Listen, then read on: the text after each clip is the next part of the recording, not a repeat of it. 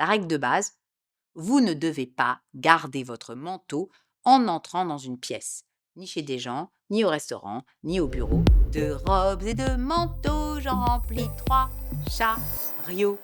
À l'inverse de la complainte de Mandrin, il ne vous faudra pas voler les robes et les manteaux ni en remplir 3 chariots, mais plutôt retenir quelques règles simples qui devraient vous permettre de mieux vivre avec vos manteaux, surtout en ces mois d'hiver où leur présence devient indispensable. Il me semble qu'il est confortable d'avoir 2 ou 3 manteaux dans des couleurs neutres pour plus facilement les assortir et de longueurs différentes afin de marier pantalon, jupe longue ou mini-jupe. La règle de base, vous ne devez pas garder votre manteau en entrant dans une pièce, ni chez des gens, ni au restaurant, ni au bureau, ni pour un rendez-vous quelconque, c'est absolument indélicat. Votre interlocuteur comprendrait alors que vous êtes sur le point de repartir, que vous n'êtes pas bien chez lui ou encore pire que sa pièce n'est pas bien chauffée. Quelle que soit l'interprétation qui pourra être faite, elle ne sera pas appréciée.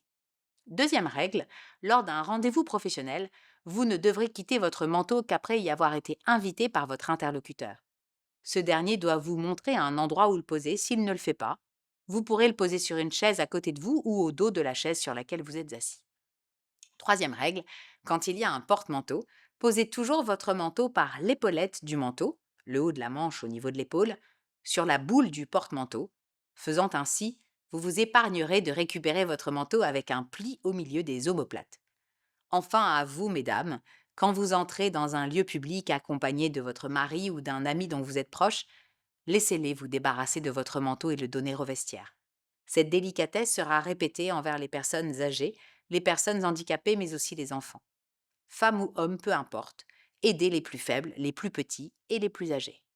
Dès demain, regardez votre manteau comme un allié contre le froid en extérieur, mais avec lequel vous devrez garder vos distances en intérieur.